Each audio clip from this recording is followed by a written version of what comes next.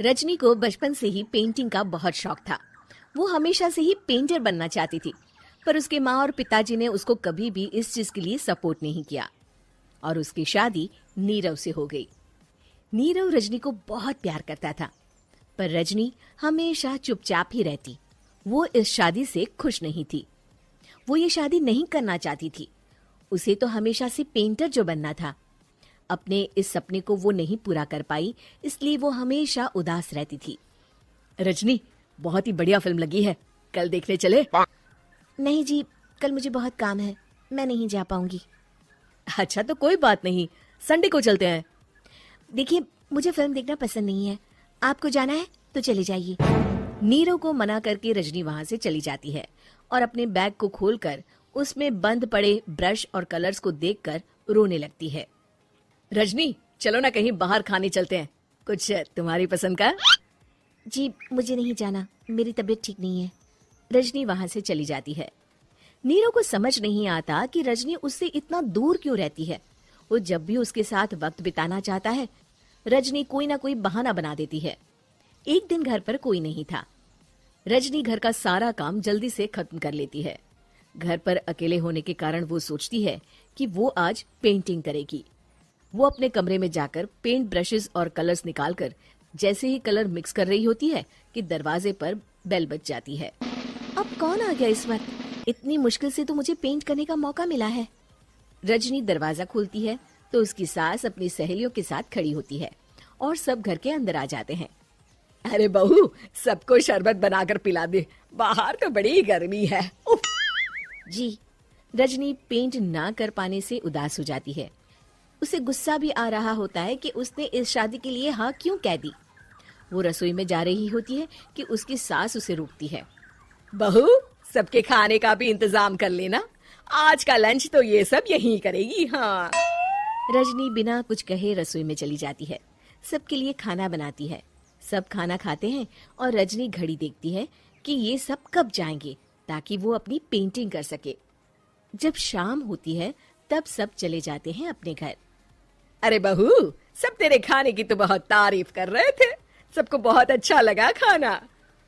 आपको मुझे सुबह बताना चाहिए था ना कि आपकी सहेलियां आ रही हैं। पता भी है कितना वक्त लगा सारा खाना बनाने में। अरे बहू, तू ऐसे कैसे बात कर रही है मुझसे? तो और कैसे बात करूं? मैं इस घर की कोई नौकरानी नहीं हूं कि इतना काम करूंगी।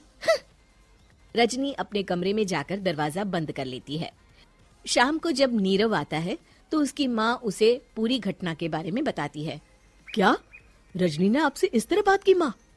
हाँ, और पता नहीं उसे क्या हो गया है, शाम से बाहर भी नहीं आई है। मैंने तो कई बार आवाज दी, खाना भी नहीं खाया उसने। तू ही बात करके देख ले बेटा। नीरव अपने कमरे का दरवाजा खटखटाता है। रजनी, दरवाजा खोलो, मैं हूं। रजनी दरवाजा खोलती है और फिर वापस जाकर अपने बिस्तर पर लेट जाती है। रजनी, माँ से बात करने का ये क्या तरीका है? मैंने कोई गलत बात नहीं की है। अरे तुम क्यों ऐसे बर्ताव कर रही हो सबके साथ? क्या तुम इस शादी से खुश नहीं हो? रजनी कुछ नहीं बोलती। अरे बताओ मुझे रजनी, क्या ये शादी तुम्हारी मर्जी के खिलाफ हुई है? हाँ, मैं ये शादी कभी नहीं करना चाहती थी। तुमसे क्या, मैं किसी से भी शादी नहीं करना चाहती थी। रजनी रोने लगती है। चुप हो जाओ रजनी, बताओ मुझे, तुम क्यों नहीं करना चाहती थी शादी?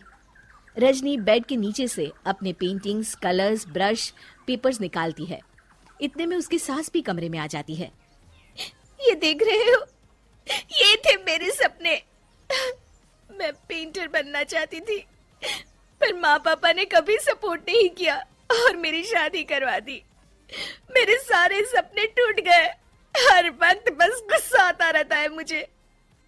मैं जानती हूँ कि आप लोगों की इसमें कोई गलती नहीं है, पर मैं क्या करूं, मुझे समझ में नहीं आता।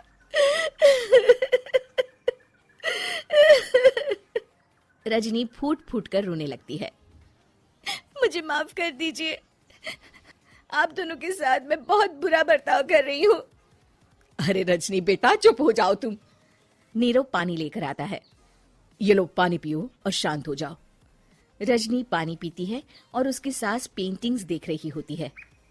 अरे नीरव, हमें तो पता ही नहीं था कि हमारी बहू कलाकार है। अरे कितनी अच्छी पेंटिंग्स बनाई है, देखो तो। ये वाली तो मैं अपने कमरे में ले जाऊंगी। आपको ये पेंटिंग्स अच्छी लगी? अच्छी नहीं, बहुत अच्छी लगी। और तुमने हमें बताया क्यों नहीं? तुम जब चाहे पेंटिंग कर सकती हो रजनी। हम तुम्हारे सपनों को पूरा करने में तुम्हारा पूरा साथ देंगे। हाँ बेटा, हम कला की कद्र करते हैं। हम कलाकार तो नहीं, पर मुझे गर्व है कि मेरी बहू एक कलाकार है। रजनी, नीरव और सास तीनों हंस पड़े।